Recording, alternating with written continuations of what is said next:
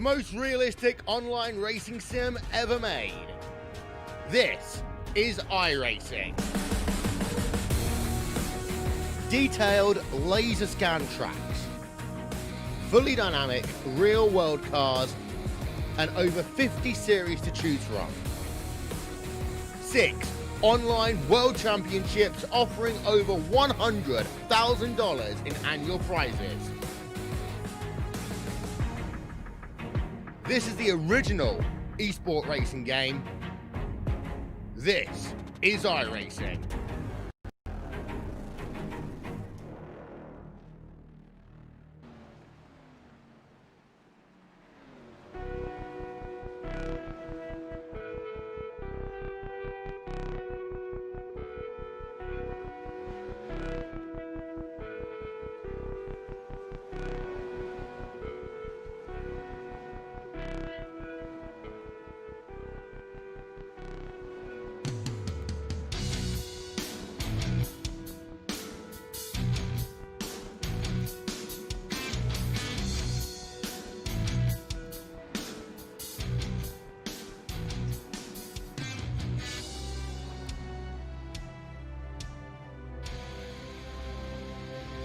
Yeah, Dave, we've been spoiled the last 2 races with plate races. Talladega, then Daytona.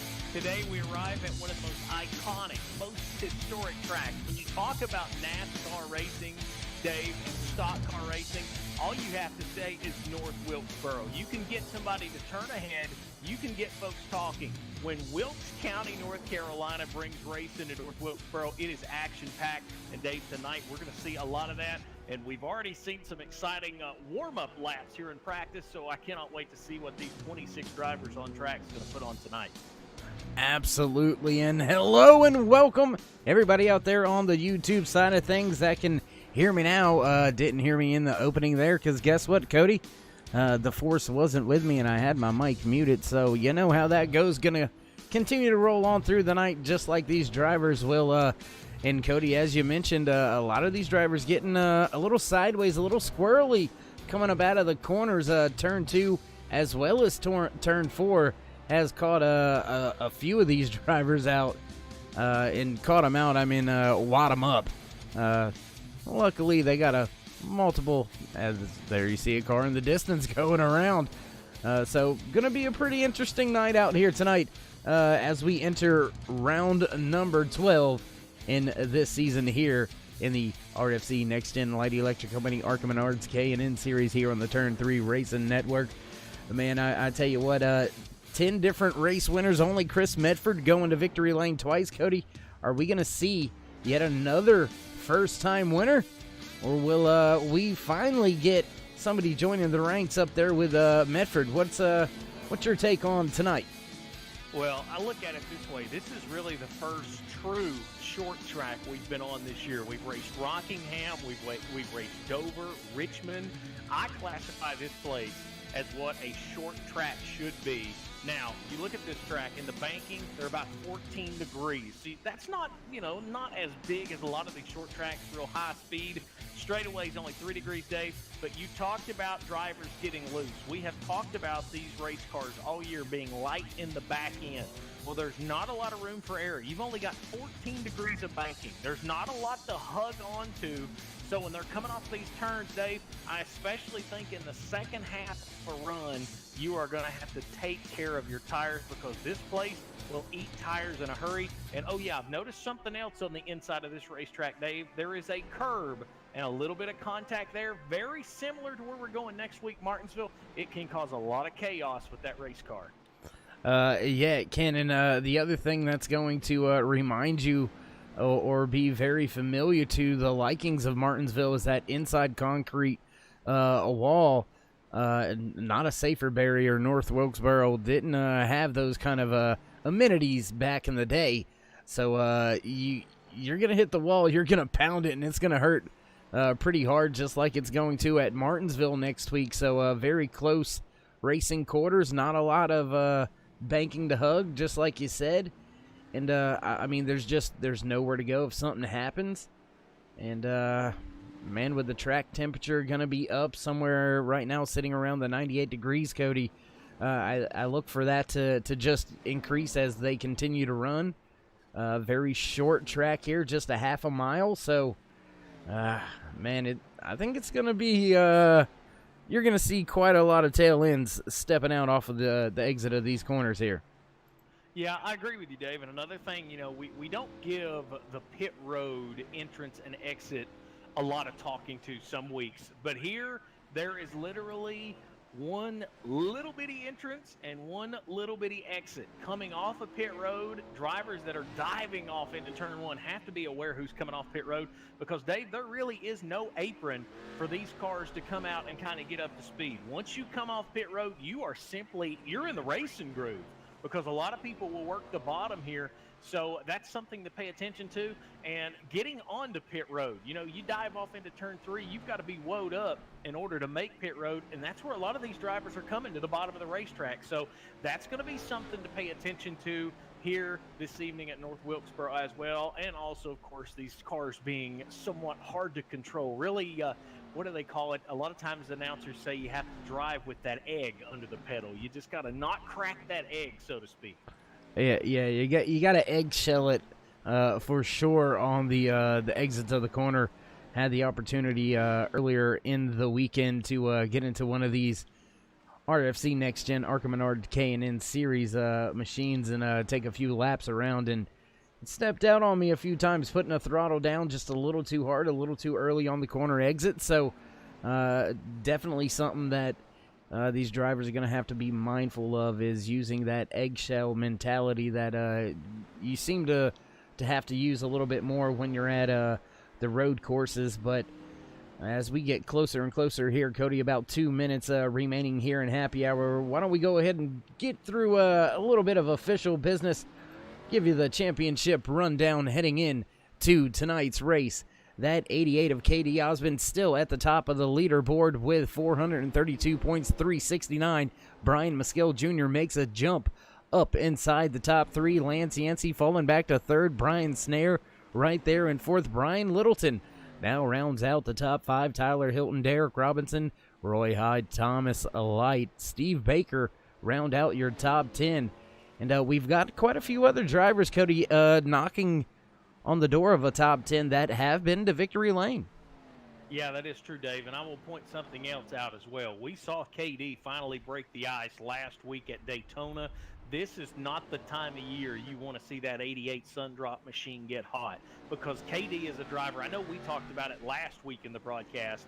He's a guy that the checkered flag is great, but if he can finish third every week from here on out, he will gladly do that to points himself into a championship. So drivers got to be aware of that. I think this is the time of year that's most critical. If you want to make a run for a championship, you had better know where that 88 car is, and you'd better be atop your game heading towards these last few races. Yeah, I mean, consistency is king, especially in this old school style point system that we find ourselves having here in the RFC NEXTGEN Light Electric Company ARCA Menards K&N Series. This old school style point system, no chase. Every race counts. Yes, there are provisionals, so if you miss a race, you do get a certain amount of points, kind of like a start and park, if you will.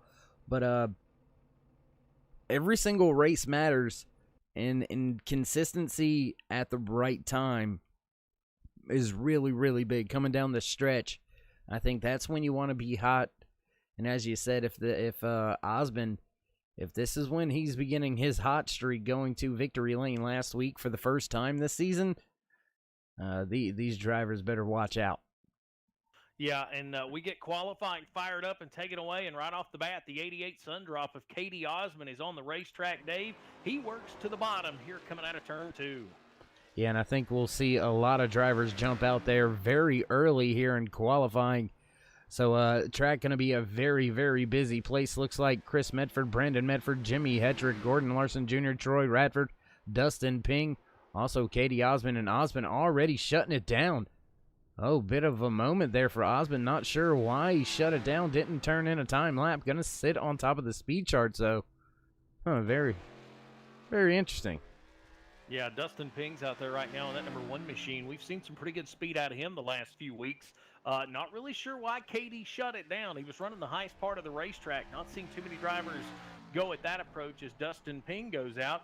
And his quick lap, not enough to take over the top spot. He is setting still at an 18:01, and KD Osmond still has an 18th lap. That's top of the board right now. Then we're going to jump out there now and look at that 45 of Brian Snare as he's on his time lapse out there. Very quick here in qualifying. If you don't catch him just right, you're going to miss him. Brian Snare actually going to pull it back to pit road. So I guess we'll jump out there. Oh, backwards lap once again. My man, Cody, check him out. Out there, that 00 of Roy Hyde putting in the backwards lap once again here at North Wilkesboro. Yeah, he's been doing this the last few weeks. And tell you what, a little bit of impressive speed at some of these big super speedways, but you can see that 00 is rotating around the turns. It looks like rather well so far here, Dave. Yeah, it seems to be good. My grandma would be proud. She would definitely give a high five for that one. And in the meantime, Troy Radford has jumped out to the top. Now we're starting to see a couple of 17.95 for Troy Radford. Brandon Mefford, he's in the 17s with a 17.97 so far. 11 drivers have taken time. It looks like here comes a couple more, Dave. And it looks like the 76 of Chuck Mobley. He's going to come around to take the stripe this time by. Let's see where he can slot himself into. Right there, hugging that bottom lane, and as you mentioned, that curb's right there. Nobody really hitting it just yet here in qualifying, but I guarantee you we will see a driver or two overstep the boundaries and find themselves way up the track after making contact with the curb. Mobley gonna jump to 11th on the board. Gonna have to pick it up if he's gonna dethrone Radford at the top of the speed chart. Yeah, Travis Pryor, he's out there, and now he goes to the top. A 17.89, a 17.89 for the Pryor Racing 02 machine. Dave, this is going to be one of these tracks. I know we talk about him being kind of a short track ace. This is going to be one of the race tracks that I think you may see Travis Pryor shine if he can be patient. And right now, he puts that 02 at the top of the board. Absolutely, and that was a driver that I was wanting to catch out there qualifying because I knew it was going to be a Jim Pryor. I'm telling you what, look for him to possibly be, well, I don't know if you necessarily want to call him that, but a dark horse and walk away with this thing here tonight. Was the fastest in a happy hour, now fastest in qualifying, and he's got quite a little gap back to his competition, at least a 10th over Radford.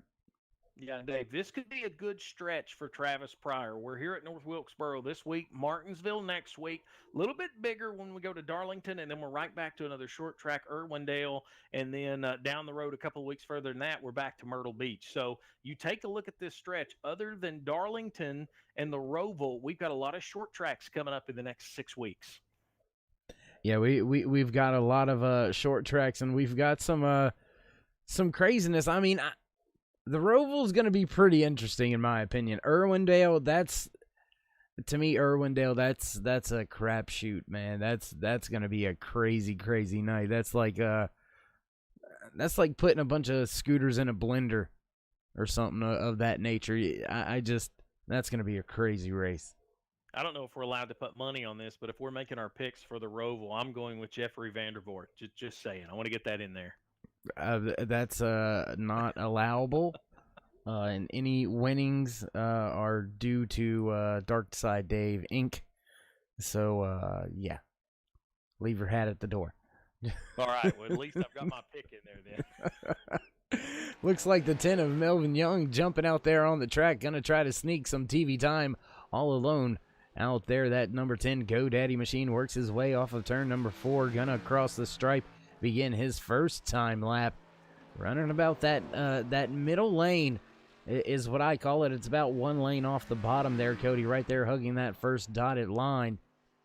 Looks to be pretty nice, but I think he's gonna have to get down there to the bottom to make up some time here. Yeah, Dave, and I had a chance to speak with Melvin after last week's race. A little disappointed. He had an incident early. His teammate, Jimmy Hetrick, got involved in that accident he was involved in. Very disappointed. They felt like they had a really good race car for Daytona. It didn't work out that way. Had a really good run at Talladega as well, and there we see him come around off of 4. And Dave, that's something I want everybody to keep their eye on tonight. We're going to see a lot of loose race cars coming off of these turns, especially when these tires are fresh. Yeah, we're gonna see that. I don't even know how many times. I don't want to say more times than not, because eventually the tires do kind of come in. They work themselves in, but then after you get about 15 laps on the tires, they start to get a little bit of a handful, making their way back off of the corners once again. So. Entry and exit going to be very tricky at different times throughout tonight's race. Tire compound, not really an issue. It's just an old school track where, man, you got to drive. Yeah, and another thing I want to point out too, this is something that the last 2 races we've been at the biggest tracks on the circuit. At this place, something happens up front, it's pretty much going to affect everybody. There is nowhere to hide at this joint here at North Wilkesboro. Somebody gets loose off of a turn and they're in front of at least 3 or 4 cars. I mean, it's just the entire field's going to be involved. Yeah, it's for sure going to cause some problems. It's going to be kind of like Bristol, kind of like Martinsville, almost like Talladega and Daytona, where when it happens, you better hope you're already by it. If not, you got a very good shot at being caught up in it. And Cody, with about 7.5 minutes in the books here in qualifying, doesn't look like anybody else going to take a shot at dethroning Travis Pryor. Looks like they're all going to let him walk away with the pole award here today. So we're going to step away for a brief commercial break, then head down trackside for the national anthem. Don't go anywhere, ladies and gentlemen. We will be right back.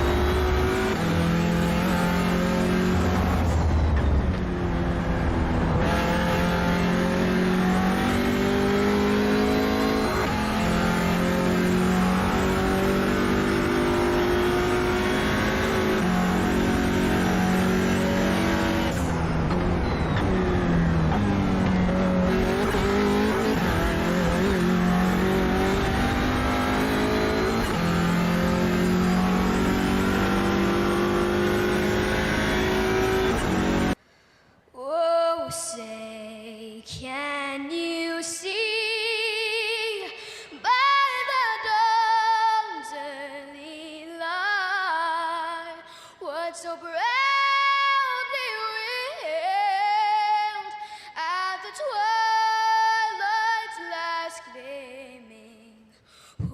broad stripes and bright stars through the perilous fight.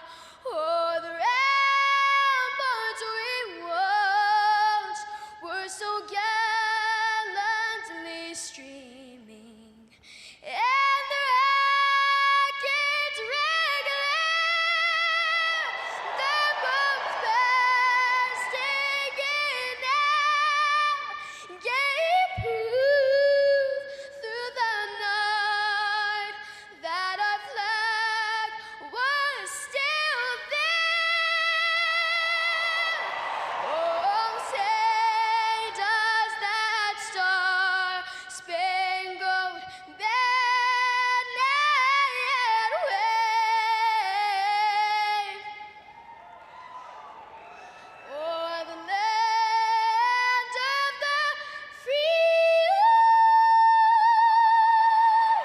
and the home of the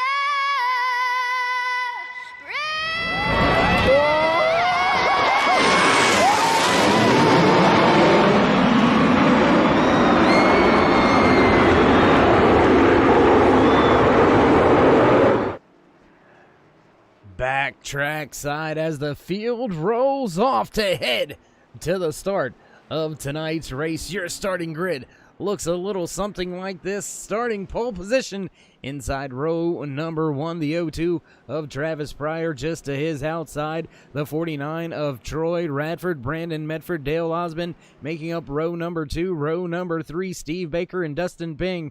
Row number 4, Thomas Lighton, Gordon Larson Jr. Row number 5, Chris Medford and Matthew McMeekin. Rolling off in row number 6, it'll be Tyler Hilton and Chuck Mobley. Row number 7, it'll be Doug Wasaki and Melvin Young.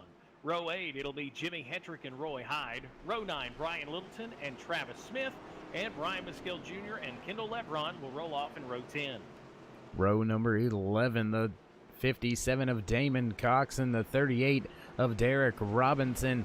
Eric Blount and Cody Terry gonna make up row number 12. Row 13 gonna be Lance Yancey and Brian Snare, and that will round out your starting lineup. Chevy Silverado pace truck down and away, ready to go racing here at North Wilkesboro.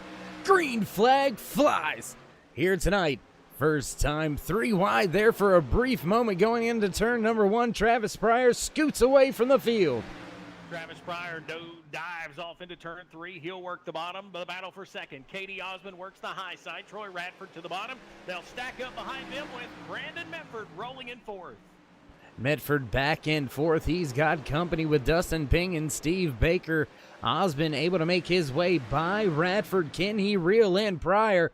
Pryor already out to over a half a second race lead coming across the take. Lap number 3.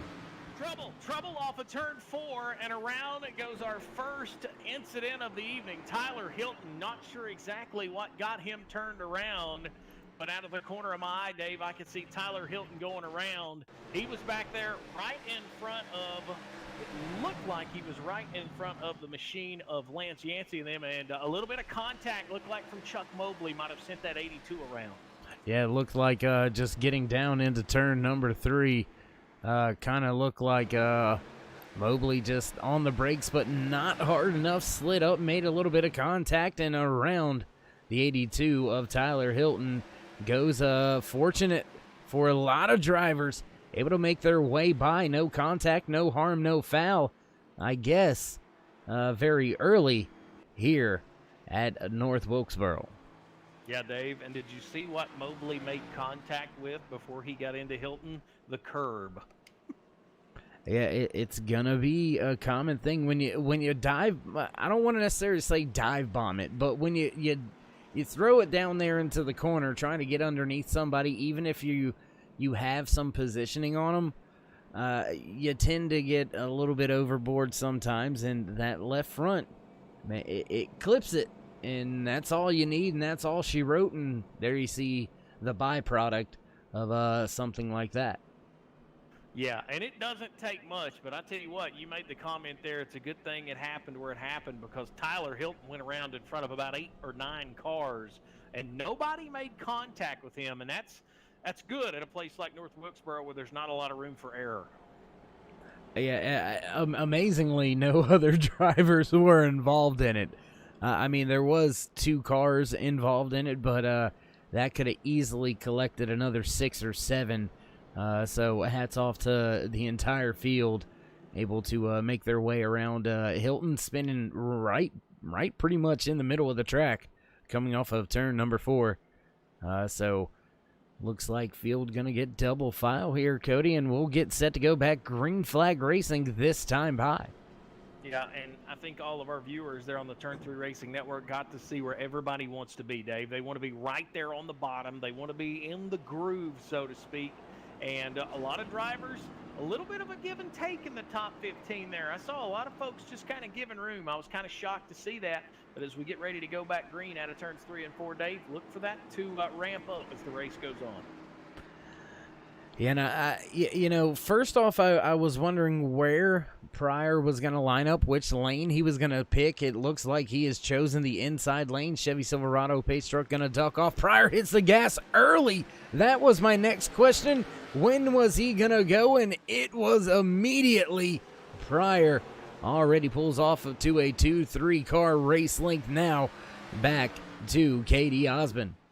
Yeah, Dave, the leader's going to have a huge advantage here on those restarts. As I'm watching the 98 of Thomas Light, he's working underneath of Gordon Larson Jr., and they battle for that 7th and 8th spot as things start to shake up back here around the 10th position, as we still have them stacked up 2 by 2. Roy Hyde hung up on the outside. Yeah, going to go back here a little bit further through the field right now. It is a hornet's nest back here with the 84 of Chris Medford, Roy Hyde, Matthew McMeekin, Travis Smith right there, Doug Wasaki, Brian Mescal Jr. Man, it is a hornet's nest and a who's of who of race winners so far this year in the RFC Next Gen Light Electric Company Arco Menards K&N Series. So just bottleneck is the best word I can use right now here, Cody. Yeah, and it seems to be 2 distinct grooves, Dave. I felt like everybody was going to want that bottom, and you see Roy Hyde work the bottom, but then you see like Travis Smith, you see Medford, they're working about a groove up. So interesting to see how that will play a factor as the race goes on. Obviously, that bottom groove is going to be much harder on these tires because you're going to drag that left front as you come up and onto the racing surface down the straightaways. But we'll see how that shakes out as the race goes on. Yeah, and I wonder if that is a pure tire strategy kind of maneuver very early in the run. And maybe is that 00 of Roy Hyde conscious and aware of what's going to happen if he runs hard down there on the bottom and using that lane? A lot of drivers took the happy hour session to their advantage and actually put in multiple different little tire run scenarios for themselves. And so maybe a calculated move here by that 00, but it looks like he's beginning to fall back from that 84 of Chris Medford. Yeah, and, and that may be just the case of him seeing, where everybody's racing at, kind of getting a feel. As we see a lot of good heavy hitters running back here towards the middle of the field. There's Brian Mescal Jr. He was a winner this year at Homestead. He's running back in the 14th spot. Brian Snare, he's 16th. He was the winner at Rockingham earlier this year. So there's winners scattered all the way through the field. But, Dave, right now they're following the 0-2 of Travis Pryor as he hangs on to the lead. Yeah, and it looks like for the most part, field is a single file. We do have a few cars battling side by side. Looks like Roy Hyde now trying to make a pass on Chris Medford, but we're going to check back in with our race leader, Travis Pryor, right here. There you see the 0-2. Pretty dominant right now, has himself about a 0.6 of a second race lead, and that it doesn't sound like much, doesn't really look like much, but when you've only got a track that's a half of a mile, Cody, 0.6 of a second it's quite a long time. Yeah, and Dave, laps are going to clip off really quick here. Only 150 laps. We've already put 18 in, coming to 19 this time by. If this thing does stay green for any length of time, this race will click off rather quick, and I don't know if that's a good thing for everybody or not. But I'll tell you what, Pryor is he's leading the way, and he's got about a 5-car gap between him and Katie Osmond. But Dave, Katie's not off by much. No, not at all. And I'm actually keeping an eye on the timing and scoring charts. The last few laps, these guys have been kind of trading punches. Katie will have run a faster lap than the next lap.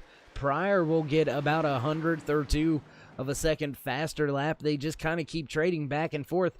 That last time by, Pryor was, well, 1,000th of a second faster than Osmond this time by. Osmond 2,000ths faster. So there you see just that constant battle back and forth. And it looks like Osmond may be the one to challenge Pryor as we are clicking off the laps very, very quick. Coming across right now to take lap number 22 out of the 150 scheduled in tonight's Liver Disease Awareness 150 honoring Samantha Mills. Yeah, and I will say it is good to see Troy Radford back on the racetrack. Of course, he had that injury to his foot. He's back on the racetrack, Dave, and pretty good comeback to be rallying in that third spot right now, flying the Turn 3 Racing Network colors on that number 49 machine. Yeah, and Troy was actually on track with us last week. Tried returning to the track and unfortunately got caught up in something and didn't go his way. So rested up for another week, back out here on track, running in a very good position. Back here in the third spot, just about, about a half a second or so off of Katie Osmond. And he's got himself quite a big gap back to Steve Baker, about 1 second. Brandon Medford just behind Baker. So your top three starting to step away from the field. And Osmond has closed in on Pryor. Big time moment there for Pryor, going sideways. And Osmond has closed the distance, and he is right there knocking on the door. Yeah, Dave, Pryor got into the outside wall going into turn 3 there moments ago. And in trouble. It looks like the yellow has come out. Doug Wasaki.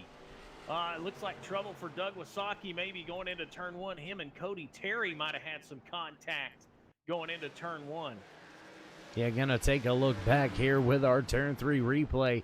There you see Wasaki on the outside. Cody Terry just a little bit of a tap. Brian Mescal Jr. right there with a little tap on Terry after the fact. But that was just enough to send that 34 around. He gets it swung back around. He'll rejoin the field. And that one didn't look too horrible either there. No, Dave. A lot of give and take, I feel like. But back to what we were seeing there a moment with our leaders.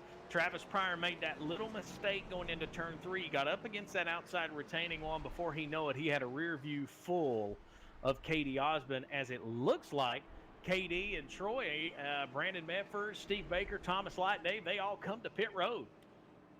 Yeah, it looks like a lot of drivers to pit road this time by, and it looks like Travis Pryor, Dustin Ping, Kendall Levron, Eric Blount, Jimmy Hetrick all staying out on track now. Levron heading down to pit road, so only a handful of drivers electing to stay out. I believe our top 4 going to be the only drivers that haven't hit pit road, Cody. So very interesting strategy here. 28 laps or so on the tires right now. A few of those laps under caution, but man, that is going to be an overwhelming difference. And I wonder if the tire strategy game is going to be something that plays out bigger later on here. I don't know, Dave. We'd have to see how much of a fall off, and this may be a prime example. We'll see how quick possibly Katie Osmond and Steve Baker can get back up to the bumper of Travis Pryor. But you already seen kind of the, I would say kind of the rush. It's on the bottom of the racetrack. The only driver that I seen, Dave, in that entire first run was Travis Smith that could actually make something happen on that second groove up. He was actually passing cars 1 groove up in his number 9 machine. So let's pay attention to that as the night goes on. And plus he picked up, he picked up 10 spots before that caution came out. Yeah, and I mean, a big shout out to Travis Smith. Smith, not one of the drivers that are usually out here week in and week out. Kind of one of those drivers that really focuses in on a handful of tracks out there and shows up. And usually when he does, he usually puts on quite a show. And right now, knocking on the door of the top 10 is Smith, running in the 12th position. But he has got quite a feat ahead of him. A lot of good drivers in front of him. But, I mean, look for him to be fast, man. That 9 is usually quick when he makes it to the track. Yeah, as we get ready to go back green, looks like, unfortunately, Brian Maskell Jr. might have got a little bit more damage out of that than we thought, Dave. He's going to restart back in 24th. A lot of damage to the front of that race car as we get ready to go back green. Chevy Silverado down and away. Pryor hits the gas. Green flag flies once again here at North Wilkesboro Speedway. Pryor rolling through the center of 1 and 2, down on the bottom, right on the exit, now out to the wall. Well and clear by 3 car lengths down into 3. Yeah, Dave, and there is a hornet's nest. Troy Radford there. It's Brandon Medford, Gordon Larson Jr., Jimmy Hendricks, Steve Baker, all kinds of action. Right behind our points leader, Katie Osmond. That battle now looks for 5th, 6th, 7th, and 8th. Well, keep in mind, those are drivers with fresh tires trying to come through the field with some drivers that stayed out on some older tires. So Pryor right now has got to get away from the field as quickly as he can and hope that these other drivers can hold up Katie Osmond and the rest of the field as long as possible. But Osmond able to make his way down and around Dustin Ping. Now, all over the bumper of Ping was Baker.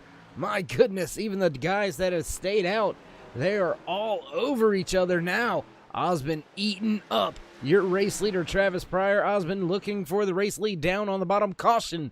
Flag flies. Looks like the 10 of Melvin Young may have won around. Dave, 3 words, bump and run was what we seen there as Steve Baker got into the back of Dustin Ping.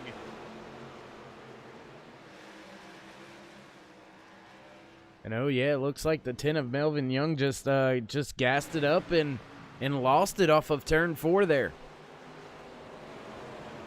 Yeah, and once again, it looked like Brian Maskell Jr., just the innocent bystander in that accident. He came into this event.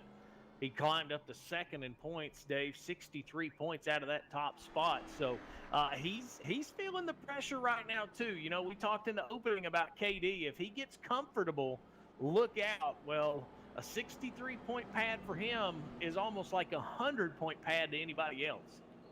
That it is, and notice who hit pit road as soon as it came open. That 0-2 of Travis Pryor. He said, no thank you, no more. He went to pit road and gave up what is going to be a ton of track position here, Cody. He's going to find himself restarting well outside the top 15.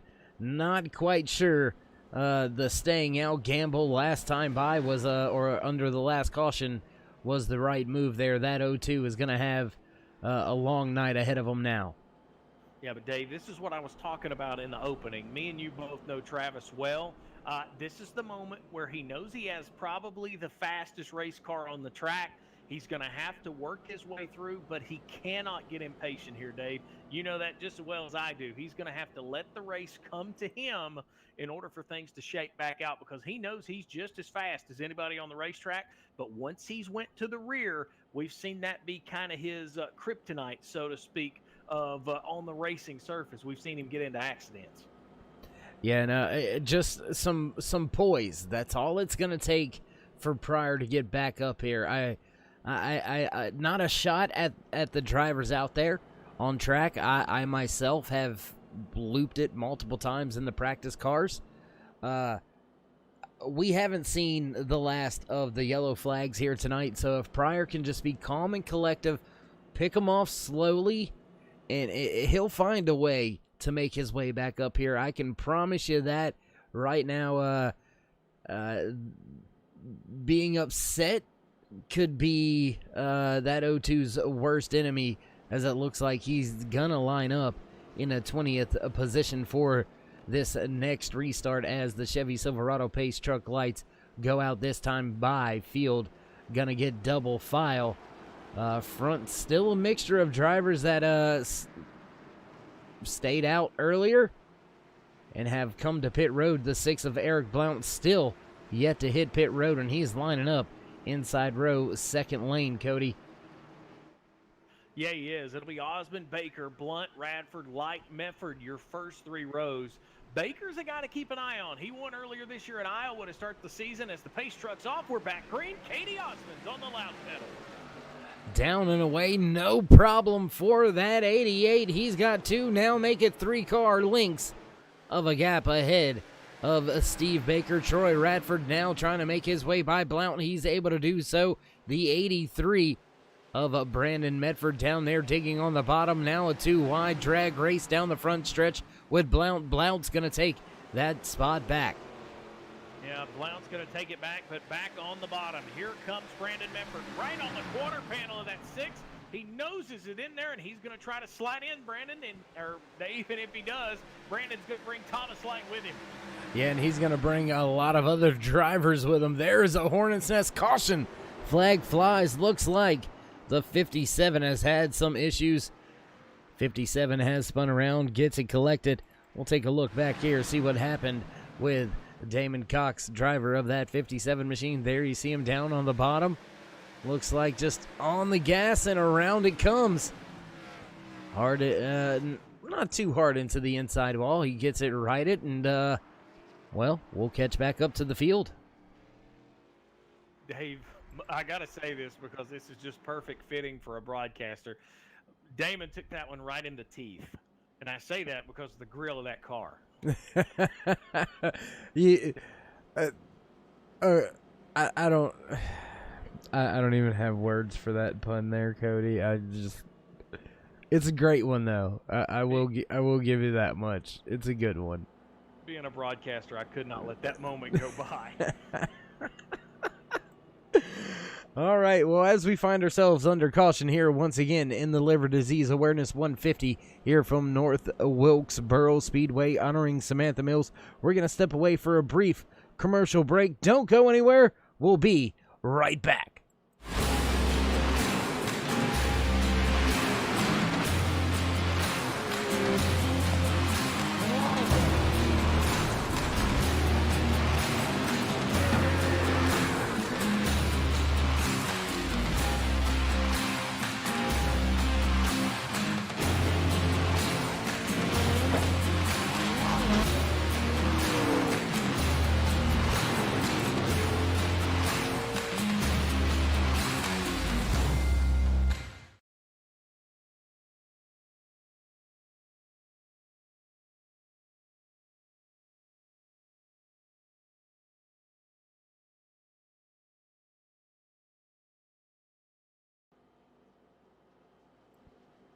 Back trackside once again here at North Wilkesboro Speedway on the Turn 3 Racing Network. You're watching the RFC Next Gen Light Electric Company Arca Menards K&N Series round number 12 here tonight.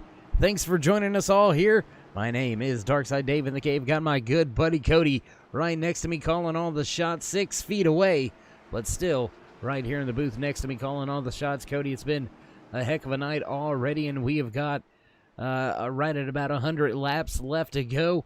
Can Osmond keep the front of the field, or will we see somebody else take charge? Osmond on the loud pedal, away we go. Green flag flies once again here at North Wilkesboro. They stack them up 2 by 2 into turns 1 and 2. Katie Osmond on the bottom, Steve Baker to the high side. Here comes Troy Radford. Radford's going to try to squeeze in. No, he's going to allow Steve Baker to get there, and he's all over the back bumper of Katie Osmond off turn 4. Just behind them, more drivers battling. Oh my goodness. Thomas Light right there in the 98 down on the bottom, right next to Gordon Larson Jr. has Chris Medford.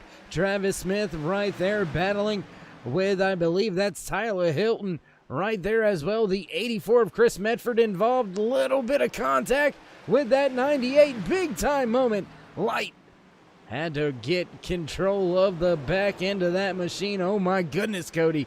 That was almost trouble. In all that action, Dave, we just seen Steve Baker go to the lead, and he did it the hard way. He went to the outside of Katie Osmond, put the 55 Navy machine out front. Katie Osmond second, Troy Radford third. Dave, that was a power move from that 55 Chevrolet. Missed it while we were watching the Hornet's Nest in the back, but now that 55 looks to set sail. Can he do it? I haven't seen really many people throughout the season manhandle Osmond, as Osmond's starting to fight back now as he's got Troy Radford right on him. Radford into the wall off of 2. Radford got into the wall, and Dave, that opened the bottom. Here comes Brandon Medford in that Falcon Motorsports number 83. Does he have enough? No, he loses all that momentum, and Troy Radford drives right back around him. And Dave, look, creeping up into that 6th spot. Here comes Travis Smith. He's on the back bumper of Gordon Larson Jr. Right there on the bumper of Gordon Larson Jr. is Smith. Smith looking to the inside on the corner exits. Not quite there to make that move on the next corner entry. Now going to look to the top side through 1 and 2. Not going to be there just yet. Radford a little bit of trouble. Ooh, Medford loose as well coming off the corner exit. Man, there is battles all over this track. Still side by side racing back behind them. My goodness, man, there are cars everywhere.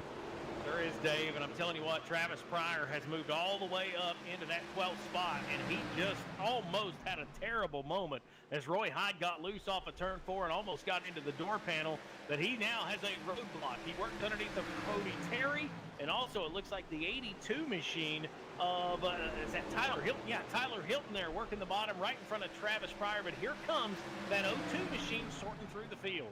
Yeah, and this is kind of one of those moving roadblock moments here for that 0-2 of Travis Pryor. Has to be very calm, has to pick his lane very wisely, looking to go 3 wide, almost looking to stuff it right in the center. Ooh, Hilton loose on the bottom. Pryor looking to go to the outside. Doug Wasaki on the outside of the 98 of Thomas Light, looking now to go to the inside of the 22 of Cody Terry, getting loose there. Coming off of turn number 4, Pryor searching everywhere on the track, trying to make his way around both of these drivers. Yeah, Dave, this is the moment I was talking about. Just be patient. Let the race come to you. But right now, Travis Pryor knows he's got to go because the leaders are setting a furious pace. And right now, Katie Osmond on the back bumper of Steve Baker, but he does not have the momentum to make a move. It looks like Baker is much better off of the turn, and he gaps about a 2-car length distance as he leads lap number 59. And as we watched just for a moment right there, man, Travis Pryor sailed it off into the corner, jumped over the curb a little bit, went up the track almost into the side of that 00 of Roy Hyde as both of them split. The 22 of Cody Terry got a little bit of issues going on, a little bit of blinking. It seems to have worked itself out. Oh, Pryor loose off of 4. Pryor loose, and I'm starting to see that trend, Dave. I'm starting to see some of these cars get just a little squirrely. Dustin Ping got a little loose there moments ago as Pryor works the bottom underneath of Tyler Hilton. As this race unfolds, we'll start to see these race cars kind of free up a little more. Laps right now, 19.2 from Baker. Katie Osmond running 19.1, so we're still in the 19-second range. But as these laps start to tick away, you're going to start to see these race cars handle a lot less as they did in the opening laps. Yeah, and this is going to be the time when you really have to pick that run and that line correctly, because if you lose the momentum now, you would think it's not going to hurt you as bad because everybody's slower, but it has just the opposite effect. You're that much slower than everybody else, so it kind of compounds the problem. So you got to be very methodical with how you make your passes from here on out in this run. Now that we are a good, I don't know, what are a good 20, 30 laps into this green flag run. Yeah, Dave, and I just seen Damon Cox pull the pit road. He had all kinds of damage to the front of that 57 Miller machine. Did not see what happened to him just a few moments ago, but I did out of the corner of my eye. Possibly contact with Kendall Levron is what they're telling me here from the trailer. So, but Damon Cox, he's in pit road now. That's going to drop him well into the back half of the field. Yeah, unfortunate night for that 57 machine of Damon Cox. After the contact, went off track, had a little bit of more contact with one of the safer barriers, or, well, not one of the safer barriers, but one of the concrete walls. So, what was a bad night, getting a little bit worse for that 57 here tonight at North Wilkesboro in the Liver Disease Awareness 150.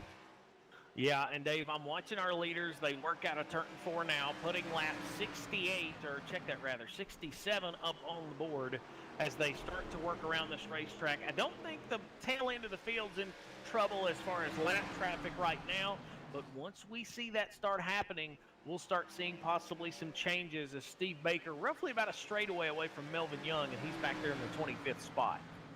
Yeah, and you know, as we watch your race leaders head around this track, looks nice and calm out there. You would believe race nice and calm. Everybody looks to be in a good spot, but no, sir. Look back here. 8th, 9th, 10th, 11th, 12th. My goodness, we've got 5, 6 cars all stacked up right here with each other. And looks right who's in this mix. Travis Pryor right there, 10th position. Trying to move himself a little bit further up through the field has Doug Wasaki just as outside. Thomas Light right there in front of him, digging on the bottom in that 98 machine. Caution flag flies. Yeah, not sure exactly what that caution flag was. I was going back to look.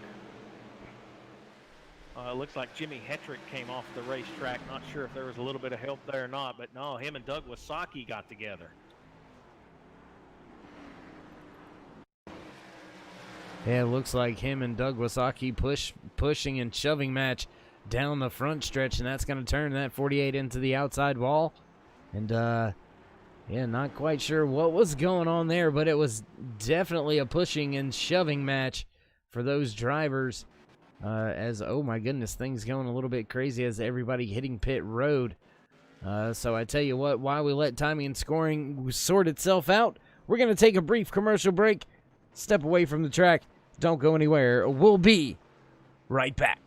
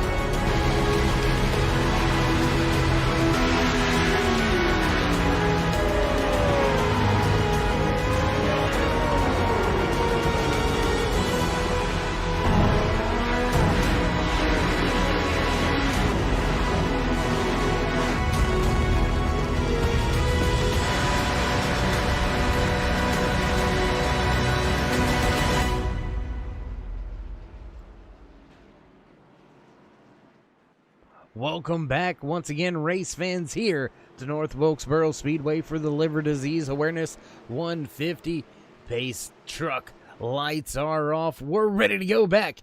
Green flag racing once again. The 55 of Steve Baker lines up on the inside, has control of the restart in the box, hits the gas, away we go.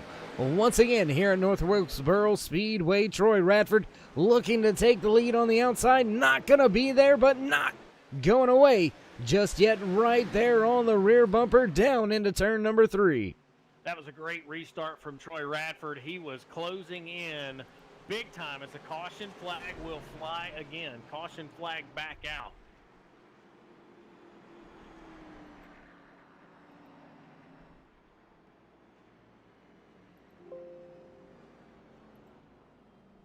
Not quite sure what happened there.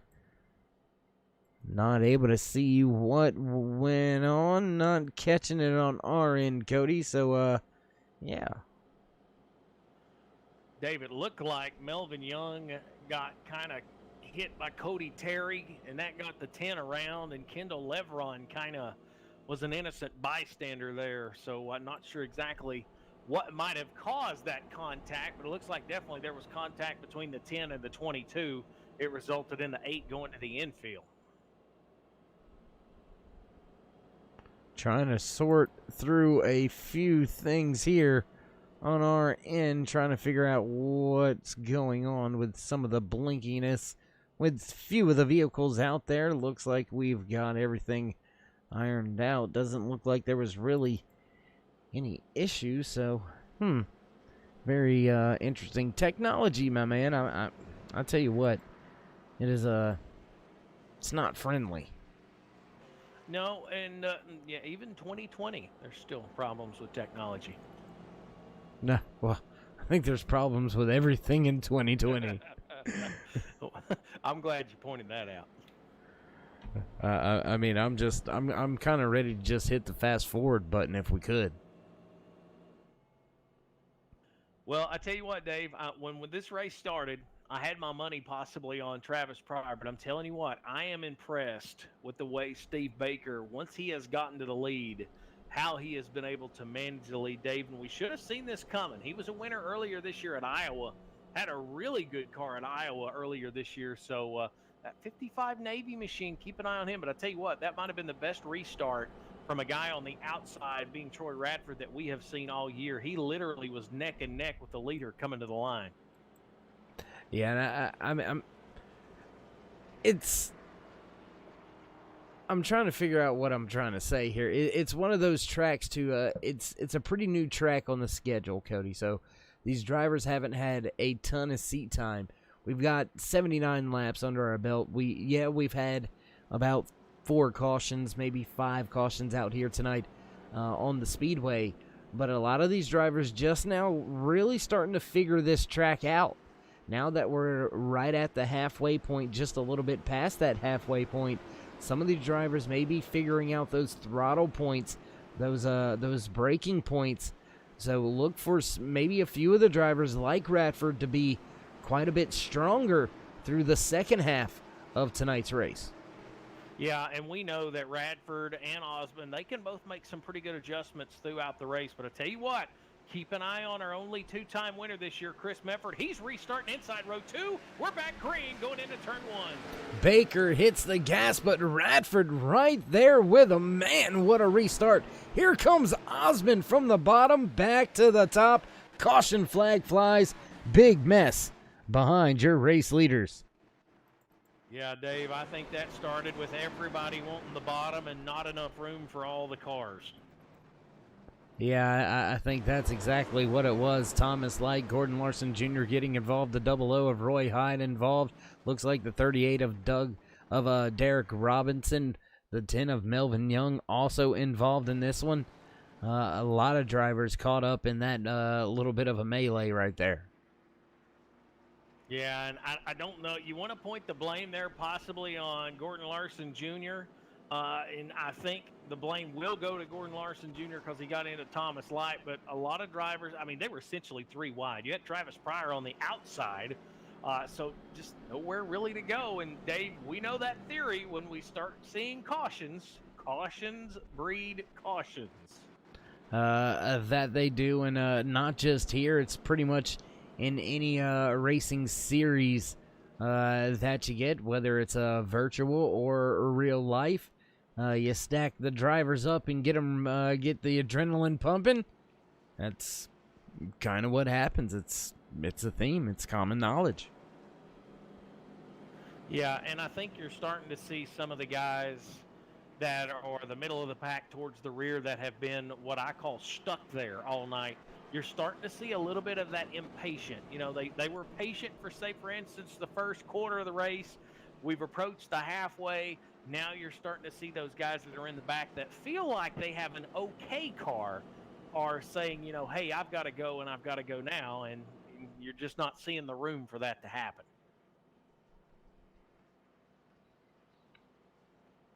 Well, I mean, it is a very track sensitive line sensitive track. So you don't really want to give anybody any room, especially not on a restart. So that just really makes the matters worse on these restarts. So I just I don't want to say it's just short track racing, but I mean it's pretty much just short track racing.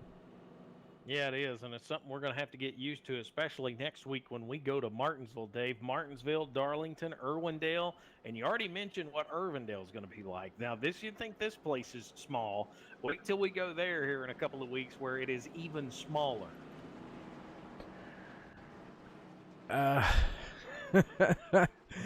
Boy, it's going to be a doozy. Trying to see what's going on, what's happening, why things are doing what they're doing. Looks like everything's fine with CPU. GPU looks fine. Everything looks all right. So we'll just get rid of a graphic for a brief moment. See if that calms things down. Looks like that's helping out for the brief time. So we'll roll with this for just a second. As the field gets ready to go back, green flag racing, Chevy Silverado pace truck down and away. Steve Baker hits the gas. Osmond with a good restart as well. Third place, Troy Radford right there. He's going to give that spot to Osmond, no problem. Work their way off of turn number 2. Stacked up behind him back there, Medford with, I believe that is Brian Snare and Tyler Hilton. Man, that was a mess. Yeah, it was, Dave. They were all fighting for the second lane instead of the bottom. Right now, I feel like a lot of these drivers are moving up to the second lane. But right now, Travis Smith, bobbles it off of 2. He's going to allow Tyler Hilton to dive down in front of him. But the bottom part of the racetrack may be slipping away. We'll see how things shape out here over the next few laps as we put lap 89 on the board. Yeah, it looks like the bottom of the track not the place to be right now as Travis Smith going backwards. The 0-2 of Travis Pryor making his way around on the outside. Dustin Ping made his way around. They're trying to set their sights on the 82 of Tyler Hilton, who has since moved to the top. And Dustin Ping digging on the bottom, trying to catch it. Man, what a job saving that one machine. What a save. And I'm telling you what, us being up here in the booth, we can't describe how big of a save that was because these cars are a handful. And then you put them on grass, Dave, and it's a whole nother monster. Yeah, you touch the grass here, especially in the corner. Ooh, buddy, you better hold on. I'm telling you what, we're starting to see Troy Radford creep up on the back bumper of Katie Osmond. The distance between Baker and Osmond really hasn't changed. But third place, Troy Radford has started to close in, Dave. He's about 2 car lengths away from that 88 machine. And we're still back here watching this 0-2 of Travis Pryor make his way up through the field. Since we've been watching him, he made that power move on the outside work around Travis Smith, has since made his way by Tyler Hilton. Now big time moment off of 2, looking to the inside of the 45 of Doug Wasaki. Not quite there just yet, but he's running up right there with Brian Snare and Brandon Medford, Chris Medford. So Pryor not making any bones about it. He is on the way to the front. Yeah, he's trying to sort through that lap traffic because right now it looks like Medford are side by side, and that's kind of bottled up. Snare and Pryor, Hilton and Smith, they're all stuck behind them 2 Medford boys. And once again, they still almost make contact as it looks like Brandon Medford's going to win the battle off of turn 2. Yeah, as they kind of sort that out, that's going to let the 0-2 of Travis Pryor slowly sort his way around that 45 of, I believe that is Brian Snare in the 45 right there. Yes, it is. So Pryor looking to make that pass. Then he will set his sights in on them Medford boys. Now dropping to the bottom in 3. Big move down to the bottom for that 0-2 of Travis Pryor. He's going to pull side by side, drag race down the front stretch. Not quite there, but looks back to the bottom once again. Yeah, as they sort things out, Katie Osmond now has his rear view full of Troy Radford as he moves up to that second groove. And right now, I feel like Katie is getting a little better off the turns up front. The last 2 laps, off of turn 4. He's really closed the distance on Steve Baker, but not able to really do anything with it as Troy Radford creeps closer. Dave, we are closing in on the 100 lap mark. Yeah, and as we close in on that 100 lap mark, your top 3 drivers have stepped out to about a 2 or just a little bit over a 2-second race lead over their closest competitors, back to Brandon Medford, Chris Medford, Travis Pryor, and Tyler Hilton. So that battle that we were watching unfold with Travis Pryor trying to make his way up through the field, that's the next little pack back. So Baker, Osmond, and Radford just kind of setting sail on the field right now. Yeah, and I'm getting word, Dave, on the scanner that Travis Smith went around off of turn 2 there a minute ago and got hung up on the inside fence. So that number 9 machine, what did have a top 10 run going, looks like that's going to fade away here in the closing laps. Yeah, unfortunate circumstances for that 9 of Travis Smith has caught him out, as we've seen the yellow flag fly once again out here tonight at North Wilkesboro Speedway, and it looks like Kendall Levron may have been involved in this one. Looks like that's what we're seeing. That's what we're hearing. Looks like Lance Yancey may have been involved as well. Yeah, Dave, wait till you see this replay, the fans at home. Kendall Levron took a hard shot, and Lance Yancey had nowhere to go. Oh, my goodness. Oh, wow.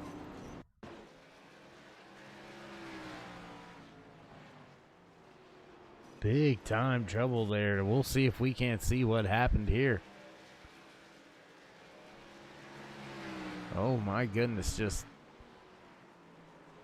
not quite sure how it all happened and how that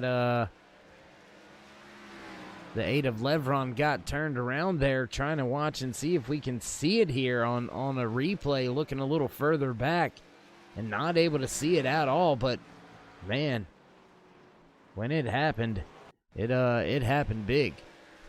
Yeah, and I think him and Cody Terry was battling off of turn number 4, and I want to say that Cody Terry had the outside line and Kendall kind of slipped up, maybe the spotter. It's kind of an awkward spot, Dave, right in front of us here in the booth. The spotters are looking down, and you can't really see that outside groove. These cars come up and run up against that outside wall. I don't think Kendall Levron was clear of the 22 machine, and I think that's what turned him into the wall that eventually resulted in that incident down in turn 1. Yeah, that's actually exactly what happened. Finally got a glimpse of it, and man, tough break there for the 77. Almost a full head of steam into the corner, not being able to see Levron sideways there in the track, and just destroyed the front end of both of those cars. Look for them to be out of tonight's race. Don't believe they're going to be able to get those machines fixed up and back out there on the track. Yeah, but Dave, here we go. We talk about short tracks. We talk about quick, fun runs. 105 of the 150 laps. We're pretty much into that inside of a 50-lap shootout now. And I think your top 4, maybe at least the top 3, are the best of the best right now. And I'm really anxious to see what Katie Osmond can do on the outside here of Steve Baker. Well, we've seen Osmond get some great jumps out there on the restarts. The best person I've seen on restarts out there tonight going to be lined up second car inside row, number 2, and that is the 49 of Troy Radford. Unfortunately for Radford, that inside lane just hasn't really been going unless you're the race leader. So we'll see how well Radford gets off the starting blocks here. But Osmond, he's going to have to be on it if he's going to want to contest the race lead here on lap 1 at all. Yeah, here we go out of turn 4. Baker with a great restart. He's going to bring Radford. Not a good restart at all for Brandon Medford. He stacks up the whole outside line, and the top 4 start to pull away out front. Yeah, bad restart there for a few drivers, as it looks like a lot of different cars stacked up here on this restart as Baker scoots away from the field. Katie Osmond right there about 2 car lengths back. Troy Radford still hunting as caution flag flies. The 10 of Melvin Young. Looks like he may have been involved in this one. So we'll take a look back here, see what happened with the turn 3 replay. Oh, man, I think Melvin Young was the last one in that incident. Looked like our runner-up in points, Brian Mescal Jr., Dave, all kinds of trouble. Yeah, going to take it back a little further, see what happened here with the 33 of Brian Mescal Jr. Looks like just losing the car. Looks like he was just losing the rear end of the car there, Cody, coming off of turn number 4. Tried to correct it and collect it, and it just snapped on him hard into the outside wall. And, well, innocent victim and bystander, the 10 of Melvin Young gets kind of trashed. Yeah, and, you know, Mescal had a lot of trouble earlier in the race. Got in an early race incident, Dave. We hadn't really seen him climb even to the top 15. So just kind of some trouble for that 33 car, and going to be a tough night for him in points. If you look at a point side of things, it's not going to be too bad for him because third place in points, Lance Yancey's already out of the event. Yeah, but the worst part about it all is the driver that's leading the point standings is sitting right there in second position and still running, and still has a chance to win this thing. So, can't be too, I don't want to say happy, but you kind of get what I mean. Yeah, I was going to leave that part out, Dave. I didn't want to know KD was still out there. Well, I mean, it is KD though. I mean, he's pretty much been out there. I believe, darn near every lap that we've turned here this season. I believe Osmond's pretty much completed. I believe he may be one of the drivers with the most laps completed this season so far. I could be wrong. I'd have to check in on the stat sheet. Let me see if I can't get the stat guys on that for us. But I believe that may be something for him right there. And you know what? I know we're under caution. We got a little bit of airtime here. So, Cody, a few races ago, you remember we were discussing Troy Radford and how many laps led in the career for him here in the RFC NEXTGEN Light Electric Company ARCA Menard Series.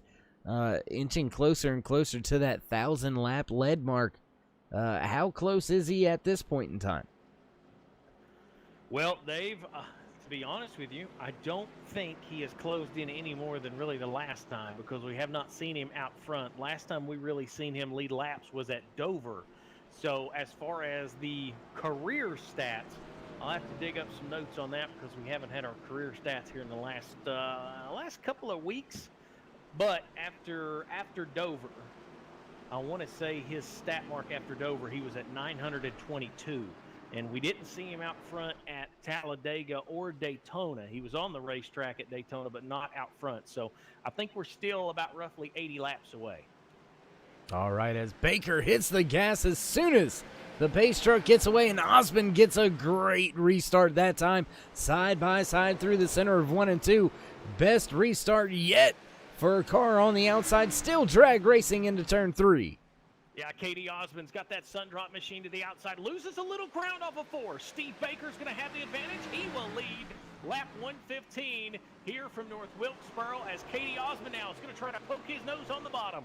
Looked for the crossover off of turn number 4, wasn't there. Osmond has the door shut on him and shuts the door on that 49 of Radford at the same time, battling side by side, and Pryor, big time moment there. Back behind the field, sideways off of the corner. He collects the car, gets it headed back in the right direction. Contact with the outside wall. The 45 of Snare goes around on the inside of that 02 of Pryor. My goodness, back behind your race leaders, it is a hornet's nest.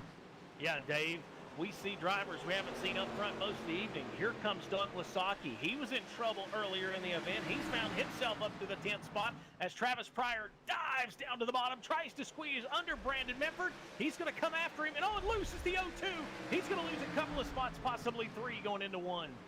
Yeah, big time moment. Those tires are not happy right now on that 02 of Travis Pryor. He's continuing to fall through the field. Gonna have to take a few laps here and let things calm down. before he can get back on it there. Those tires definitely not happy on that 0-2. Hey, Dave, we've got 4 drivers now up front. Take a look. We've got Tyler Hilton. He was a winner, first-time career winner at Talladega a few weeks ago. Now it is somewhat of a 4-car race for that top spot. He's about 4 car lengths off of the back bumper of Troy Radford, as we now have 120 of our 150 laps complete in the Liver Disease Awareness 150. And if you are Steve Baker, you've got to be, I don't want to necessarily say worried, but you got to be concerned just a little bit with the drivers that are in your rear view mirror. I mean, it's a who's who right behind him as the caution flag flies here. Looks like the 0-1 of Gordon Larson Jr. may have had an issue. Yeah, it looks like he kind of got loose off of 4 and slammed the inside retaining wall. No other drivers, though, Dave. Looks like they'd be none involved. Man, it looks like just one of those things with the rear of the car just getting a little out of shape. Not too bad of an impact there for that 0-1 of Larson Jr. So look for him to head to pit road, maybe beat and bang on that machine, get it straightened up just a little bit, as a lot of the field trying to okey doke play with each other up at the front with the pit road, as it looks like 7 drivers gonna stay out, make that now 9 drivers staying out, as Matthew McMeekin, Travis Pryor, Roy Hyde, Travis Smith, Gordon Larson Jr., Melvin Young, Lance Yancey all heading to pit road. Brian Snare also joining those group of drivers on to pit road. Your top 10 all going to stay out on the track this time by. Yeah, and you can't really blame them, Dave. Track position here at North Wilkesboro has already showed to be predominant. So if you're in that top 10, I think you got what you got as we close in on this last stretch. I don't know. We're gonna restart this thing, Cody, with about somewhere in the range of 23 to 25 laps left. Drivers have been out there since lap 102, so they've got about 20 laps or so on those tires. So they're going to have about 50 laps on their tires at the end of this run. Well, those drivers that just pitted, they're only going to have about 23 laps on their tires. Look for these last few laps to be interesting, to say the least. I think you're going to see a lot of drivers making some big moves back to the front. Sure, that might play in the hands of some of these drivers with their stay-out strategy, but that's also going to allow some of these drivers hitting pit road and getting these four fresh tires, Cody. That's going to bring the field closer for them to eat up on these first few laps on these restarts. Yeah, and I tell you what, too, that last run, I don't know if Steve Baker was feeling the pressure of Katie Osmond or not, but he was forcing that 55 machine more so than we have seen him all night. There was 2 or 3 times we saw him get the rear end of that machine kind of swirly, so we'll see if that plays a factor. We really haven't seen anybody pressure him yet this evening. We'll see if KD's got anything left in the tank, as the lights are out, Dave, on the pace truck. Lights are out on the pace truck. 25 laps to go here from North Wilkesboro Speedway in the Liver Disease Awareness 150, honoring Samantha Mills here in the RFC NEXTGEN Light Electric Company ARCA Menards K&N Series. We're set to fire things off once again. Pace truck down and away. Field comes off of 4. Green flag flies as Baker hits the gas, catches Osmond sleeping. Good recovery by that 88, closes the distance down into 1 and 2. Right there, racing on the rear bumper, now at the quarter panel, going into 3. Katie Osmond's on the outside. This is where he loses that little bit of grip, Dave, off of turn 4. Not enough momentum to stay in there. Crossover move. Katie Osmond's got the bottom. Can he hang on? He's going to force Baker up the track off of turn 2. Here comes Troy Radford. Radford right there. I thought Baker was going to give that spot away to Osmond with the big wiggle off of 2. Osmond went for the crossover, lost some ground. Now Radford and him side by side battle. They've got Hilton right behind him. Here comes Brandon Medford, Doug Wasaki, and Chris Medford. Back here battling. Caution flag flies. Melvin Young, Roy Hyde involved in this one. Man, oh man, Dave, business was about to pick up. Tyler Hilton was all over the bumper of those two machines in second and third. Yeah, taking a look back, looks like Chuck Mobley down on the inside. The 10 just kind of comes down a little bit, catches him, and around that 10 of Melvin Young goes. Don't really see too much of wrong, just not really sure the 10 spotter knew the 76 was there.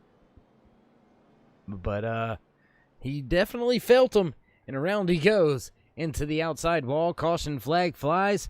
We'll slow things up, get things caught back up, head back up front with your race leader, Steve Baker. Looks like we've got a few drivers hitting pit road yet again. Travis Pryor, Matthew McMeekin, Jimmy Hetrick, Roy Hyde, Lance Yancey, Brian Snare. All to pit road this time by. Looks like a few of the drivers that stopped last time, Cody, looks like they're electing to stay out on the track. They're not going to go back anymore. Looks like they've got what they got. Yeah, Dave, and we're going to see something that we haven't seen here on this next restart since we have seen Troy Radford get close to the front. He's going to have the opportunity to the outside. I really feel like he has the better car on the outside. He was going to be the one to take advantage of the mistake a little earlier, but it didn't happen. But we're going to see what he can do on the outside now. And don't look now, Dave, but Tyler Hilton, who missed last week at Daytona, he won at Talladega. A little bit of momentum. He's going to have that high side to work with as well, and that's where we started to see him make up some ground. Yeah, and Tyler, one of those drivers that just unfortunate circumstances with work. Tyler misses a few of the races here and there, and when he does make it to the track, he usually finds himself up inside the top 5, so not unfamiliar to see that 82 right here at the end of the race. Less than 20 to go. He's up inside the top 5 with a chance at walking away with a race win. Yeah, and I tell you what, we are starting to see business pick up. They had stacked up previously before that wreck. They had stacked up 2 by 2 from 10th on back. So the rear end of the field really starting to make some waves, so to speak, as far as positioning. And for the leaders, they're wanting things to stay green because I felt like things were getting better the more laps we were putting on right there. But if you're Steve Baker, he's okay for these cautions. Yeah, Baker's perfectly fine with it until 5 to go. Once he sees 5 to go, he doesn't want to see another caution flag because that will put us into a green-white checkered scenario, and he'll have to go and defend through another restart. So Baker's just fine and dandy with running this thing on out behind the pace truck if he can, but the rest of the field, they don't want it. I don't want it. You don't want it. Fans don't want it. They want the green flag.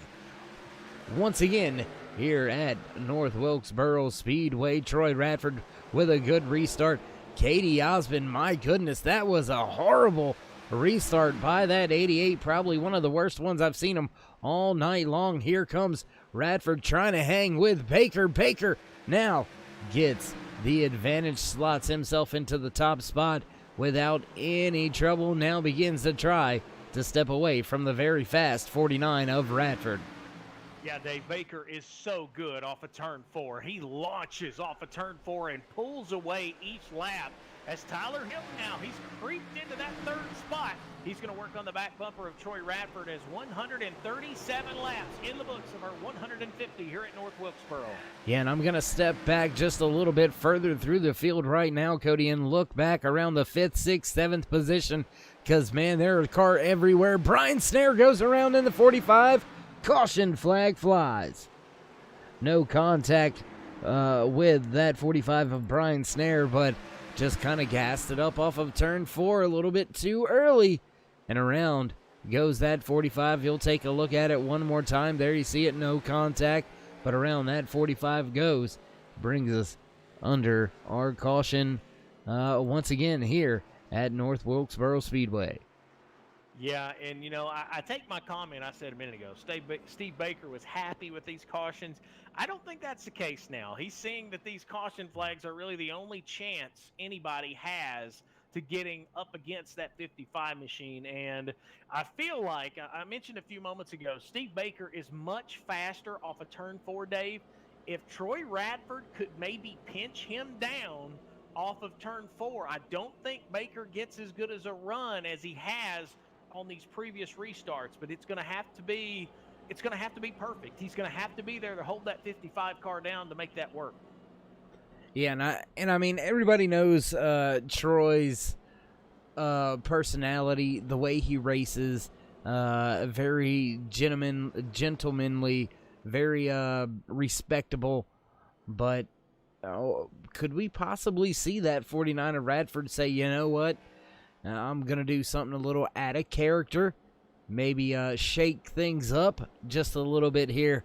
Will we see Radford maybe use a bump and run? He's right there on the entry of these corners, right there on these first couple laps, Cody. So could we see that 49 utilize the bump and run here, send that 55 into the corner a little bit deeper and faster than what he's wanting to and cut down underneath and take the spot away? Or will Radford keep it clean? I know what I would do if I got to the bumper, but that's just me, and I'm not going to say what I would do. Well, Dave, I tell you what, if you're going to pull off a bump and run here at North Wilkesboro and these cars on this long green flag lap, I mean, we're talking these drivers have been out there almost 40 laps on these tires. You had better make it right, because if something happens and it don't shake out right, you very well could find yourself getting some boxing gloves after this one's wrapped up. Yeah, you better make sure there's no loose parts in the pit area, because they're going to be picked up and used in a matter of seconds. I can guarantee you that. And while we find ourselves under caution, want to take a brief moment here to give a shout out to each and every one of you out there joining us here tonight on the YouTube side of things. Thanks to each and every one of you that do each and every night here on the Turn 3 Racing Network, whether it's myself, Darkside Dave in the cave here in the Turn 3 Racing Network booth, or my good buddy Cody, or anybody else back at the Turn 3 Racing Network headquarters. We do appreciate each and every time you do check in with us here. I know the drivers appreciate it here in the RFC NEXTGEN Light Electric Company ARCA Menards K&N Series, as well as all of the other leagues and series. So if you haven't already, go ahead and shoot these drivers a thumbs up, click subscribe, smash the bell over there on the right-hand side. Get notified anytime we go live here on the Turn 3 Racing Network. And with all that being said, Chevy Silverado pace truck ready to duck off. It gets out of the way. Baker nails the gas. Green flag flies. Once again, 7 laps remaining here in the Liver Disease Awareness 150 at North Wilkesboro Speedway. Baker starting to step away. Here comes Radford on the outside. He's got Hilton just to the inside, and the 88 of Osmond right on his tail. Yeah, they are side by side behind the leader, and Steve Baker has got to be loving that, because it's going to give him the opportunity to get away. Tyler Hilton, Troy Radford, they work side by side, Dave, but the 55 machine is starting to check out. Big time moment for the 83 of Brandon Medford. Sideways off of turn number 2 that last time by. He was able to collect it, but just as you said, Baker enjoying what he's seeing in the rear view and hearing from the spotter stand. And that's clear, pulling away side by side behind you. Big moment there for Hilton. Hilton got a little loose. Everybody is starting to feel these tires now. 40 laps on these tires, and they're starting to feel it, other than Steve Baker. He continues to pull away. Troy Radford's going to solidify that second spot. Tyler Hilton and Katie Osmond, they battle off a turn 4 for third. Oh my goodness, race leaders got this well in hand, unless we see a late race caution here. 3 laps to go. Oh, Brandon Medford through the grass. Couldn't spit out his name for a minute. I was just stuck.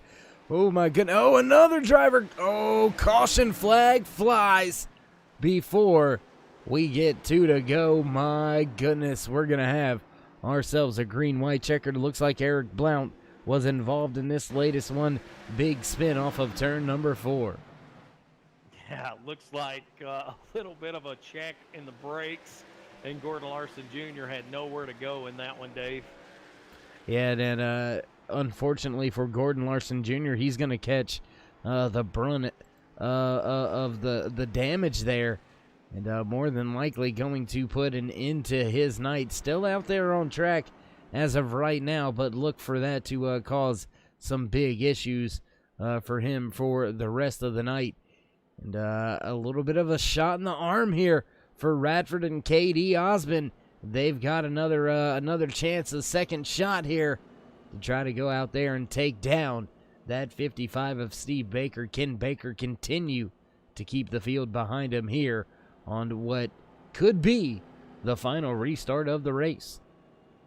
Yeah, Dave, and I feel like the only opportunity anybody has got to dethrone Baker right now is they've got to get a really good restart, and you cannot let him be comfortable. You've got to lean on that 55.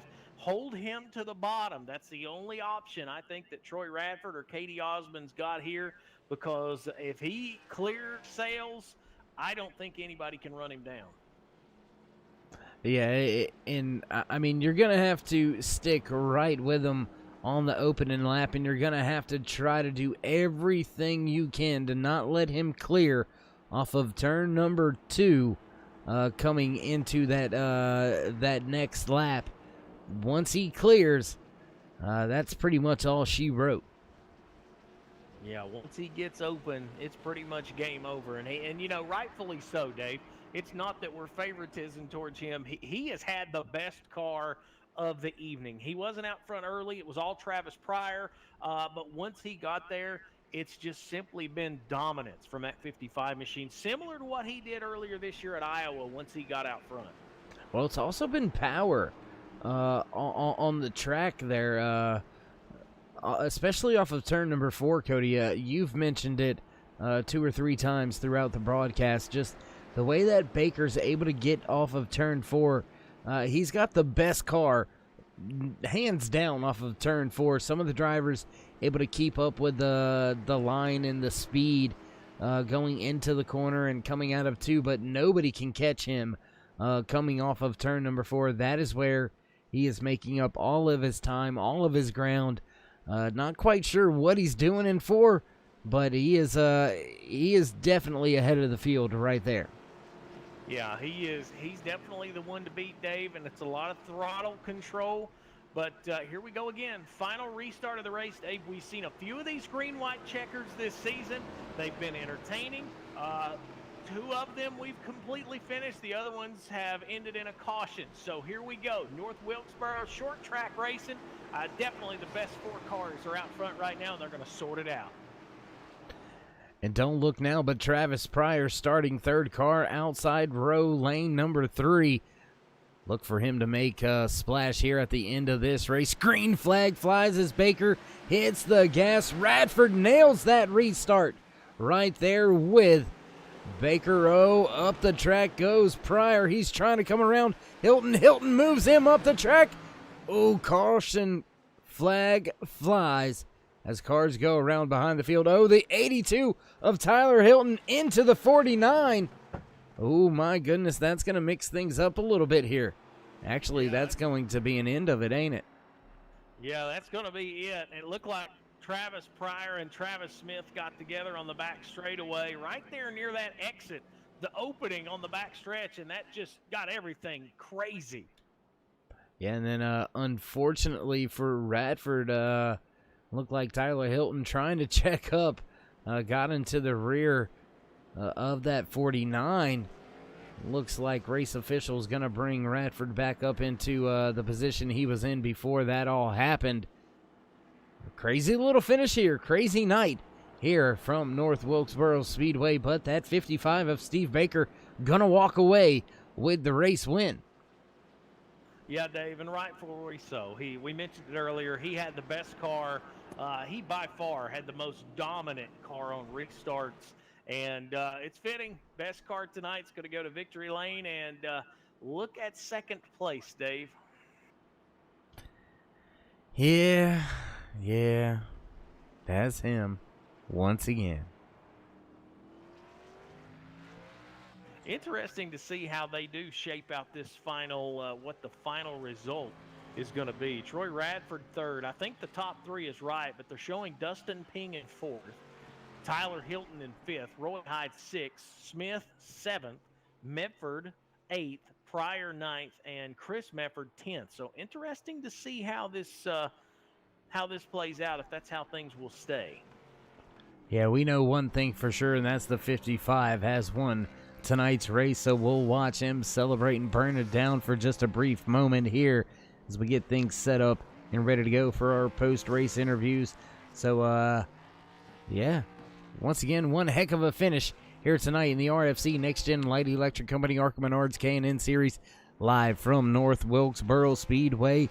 Ladies and gentlemen, don't go anywhere. We'll be right back with your post-race interviews here from North Wilkesboro Speedway.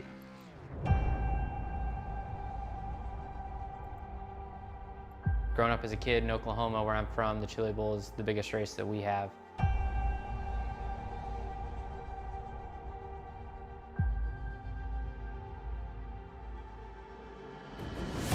The Chili Bowl has kind of been my favorite race of the year.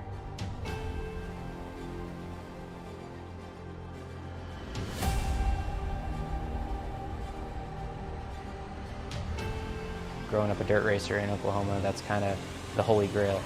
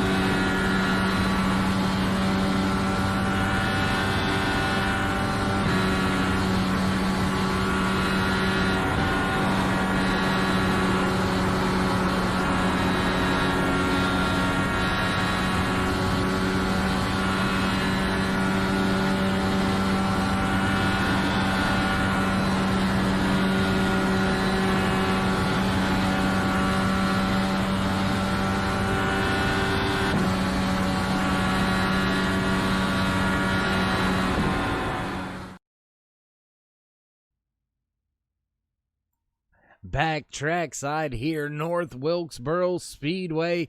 Man, what a great race we were treated to here tonight in the RFC NEXTGEN Light Electric Company ARCA Menards K&N Series here for the Liver Disease Awareness 150, honoring Samantha Mills.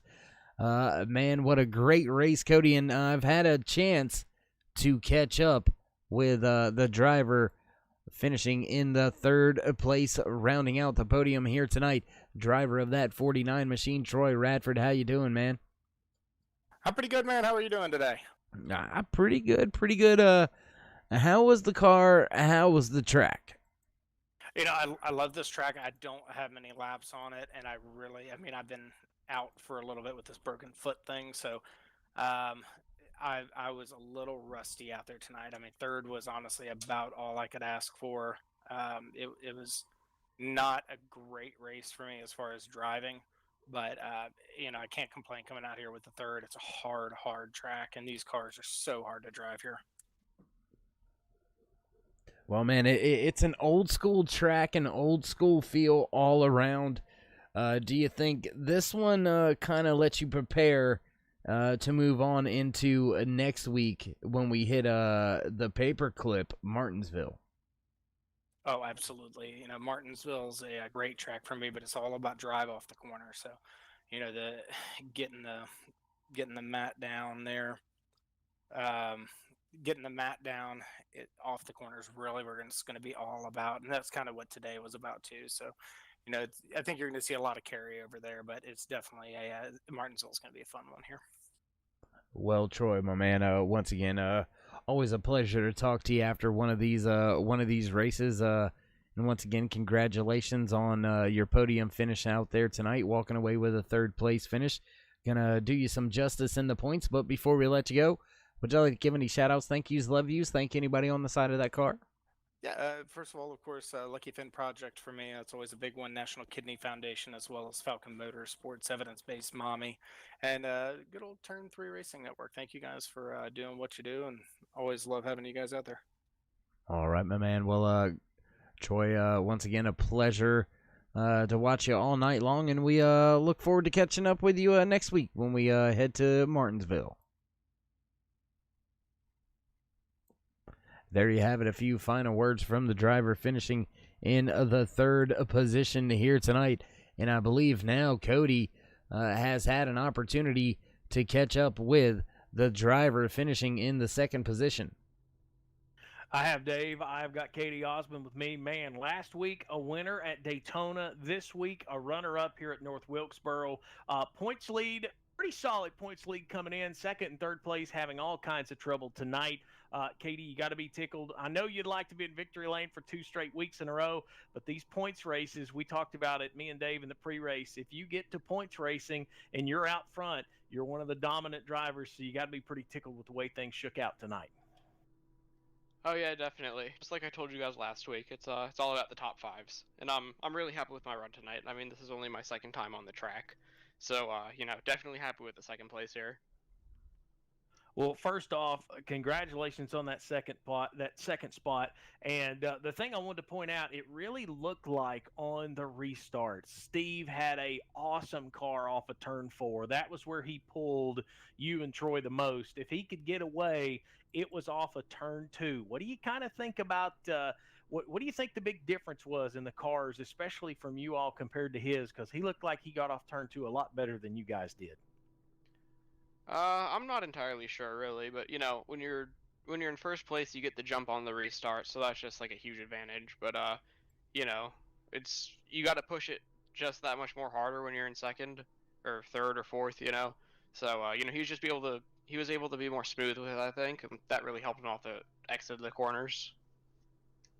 And speaking of which, being smooth, we noticed at some point throughout the race there was another groove. A lot of folks talk about running the bottom here at North Wilkesboro.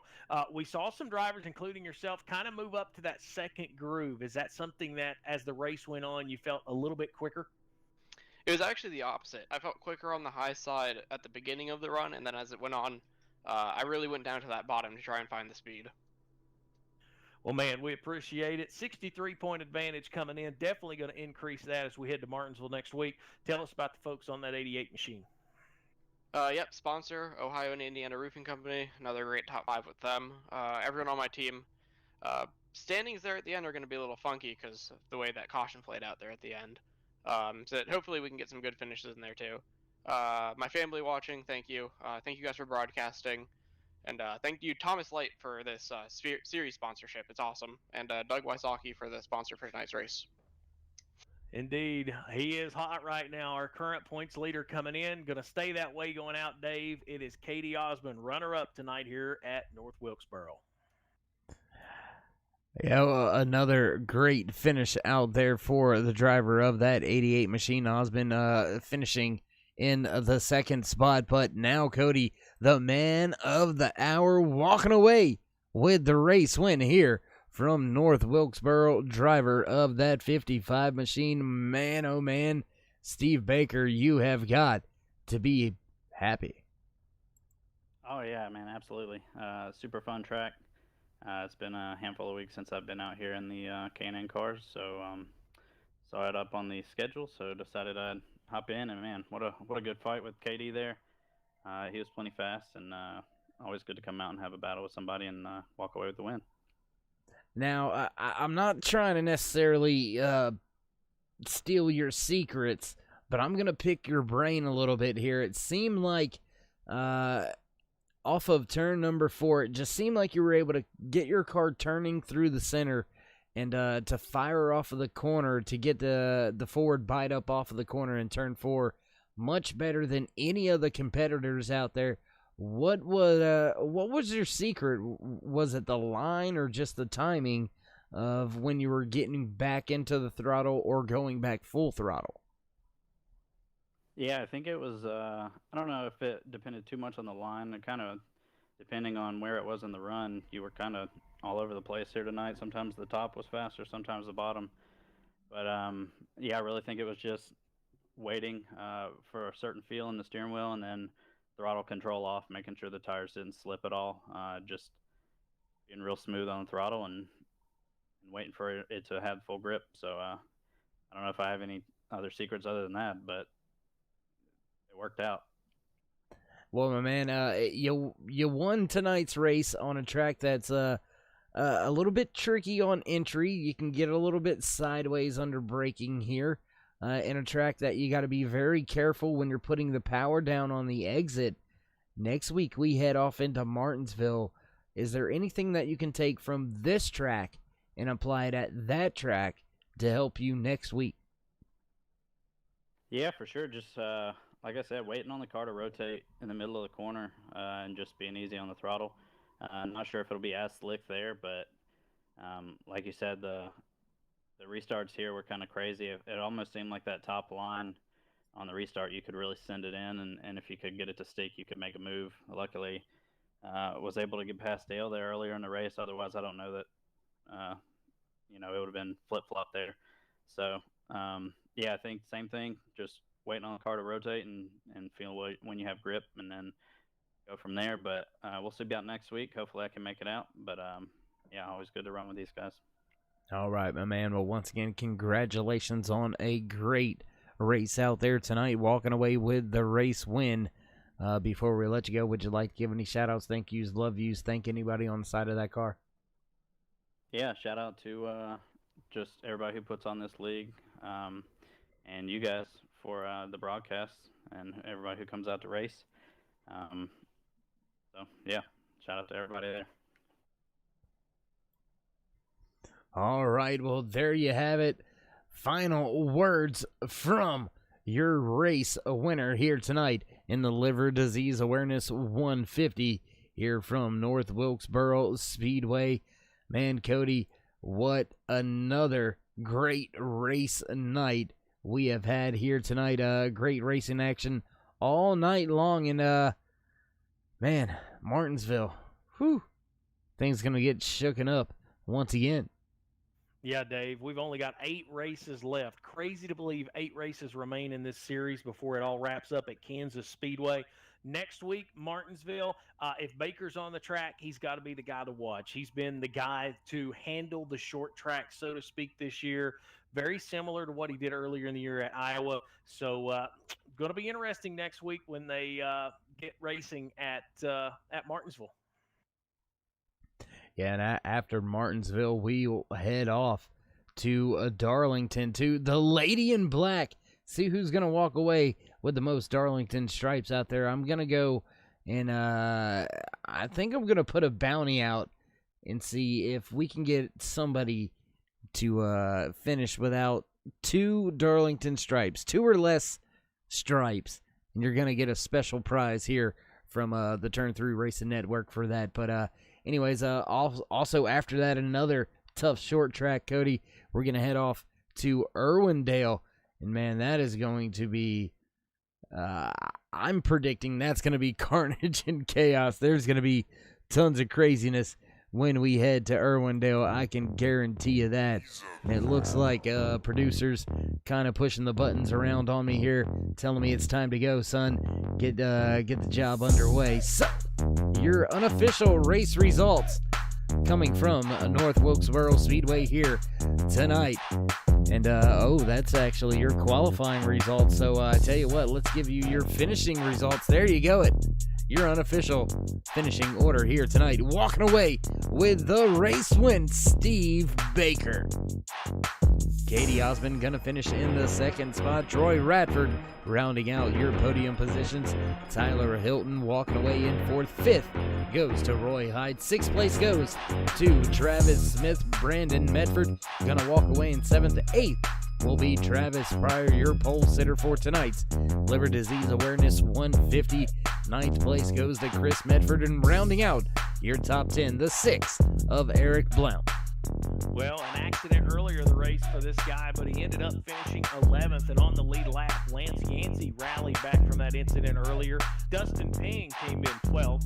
Derek Robinson 13th. Jimmy Hendrick, the first car not on the lead lap. He finished 14th, 2 laps down. Matthew McMeekin finished 15th. Melvin Young in his number 10 machine was 16th. Gordon Larson Jr. Leo 17th. Damon Cox, he rallied from an early incident. He finished 18th in his 57. Brian Snare, now solid inside of the top 5 in the points. He is going to finish 19th, and rounding out the top 20 is the 22 of Cody Terry. 34 of Doug Wasaki gonna walk away in the 21st position here tonight. 22nd will go to Thomas Light. 23rd, Chuck Mobley. Brian Mescal Jr. gonna walk away in 24th. 25th will go to the 8 of Kendall Levron. The 80 of Brian Littleton gonna slot home in the 26th and the final finishing position here tonight in the Liver Disease Awareness 150, honoring Samantha Mills, brought to you by Doug Wasaki here on the Turn 3 Racing Network. Want to take a brief moment to give a big shout out to all the sponsors here in the RFC NEXTGEN, Light Electric Company, Arc Menards, K&N Series.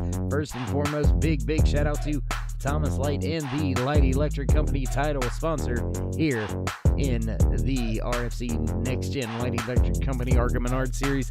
Big shout out also to Jekyll Controls, 946 Designs, also Mountain Mafia Bullies, as well as RS Button Boxes.